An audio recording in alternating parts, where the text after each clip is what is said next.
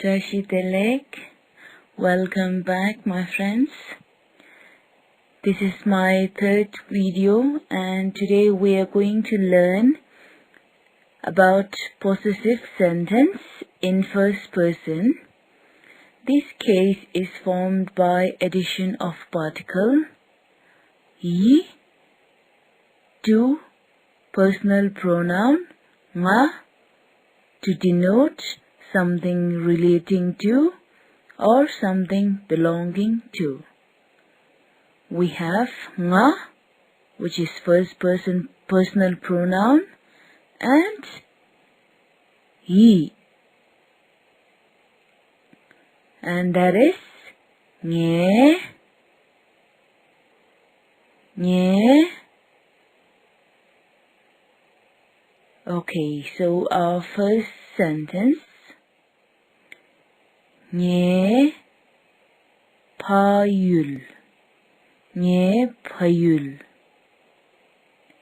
Nye denotes my, and payul is country or native land. So that is my country or native land, and in Tibetan, nye payul. And the second sentence, nye palak.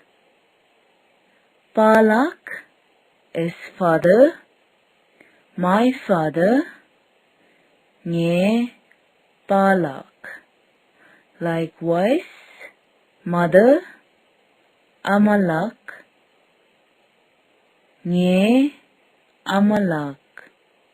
My mother, nye amalak. And how do we say my name is Pema? For my, we have nye, and for name, as we have covered in our first and second video, for name it is Ming, and article we could use for re is. For is, it is re. So my name is Pema. In Tibetan, it will be nye ming Pema re. Alright, now next move on to next sentence, which is my hope. What is your hope? My hope. For my, that is nye, and for hope, it is rewa. Nye rewa. Nye rewa. Alright, and our last sentence is my friend. Nye tok mo. Nye tok mo. So in here, in this sentence, for friend, it is tok mo. So I have tok mo.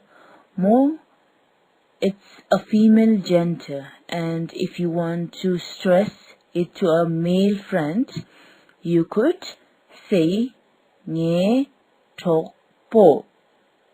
Nye tok po.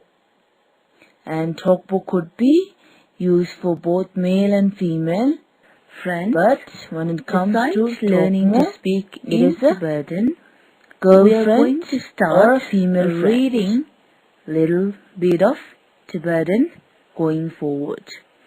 So first, today we are going to look into Tibetan vowel sounds. So there are 5 vowel sounds in Tibetan language, which are a, I, U, A, O. The first vowel sound, which is a, when sounded after a consonant, it is generally inherent and it is expressed by a. And the other vowel sounds, which are I, U, A, O, are expressed by marks put above or below the consonants. The first vowel sign beside A, which is E, and the sign that you see will be put on the consonant, and it is called ki-gu, ki-gu, and it should sound like E. And our third vowel sign, which is U, which should sound like U, and it is called shabgyu, and that sign should be put below the consonant. And our fourth vowel sound, which is E, and it is called dingpo, dingpo, and this sign should be put above the consonant.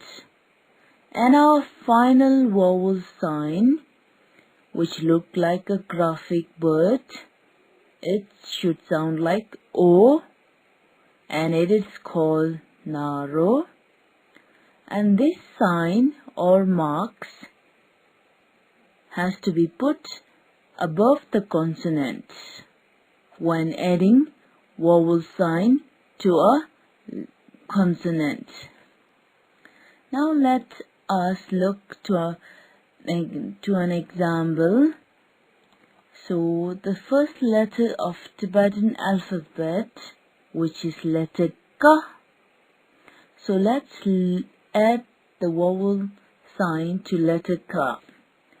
So our first letter K, when adding to the first vowel sign A, it should sound like Ka. So by default, every letter of Tibetan alphabet will come inherent with vowel sign A.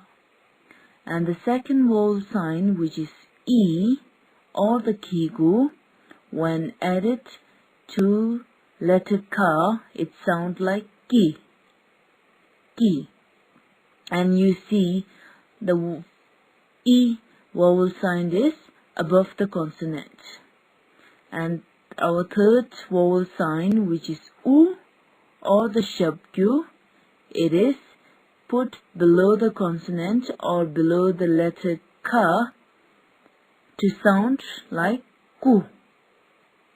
And our fourth vowel sign, which is A or the dengbo, it is added above the letter Ka to sound like K.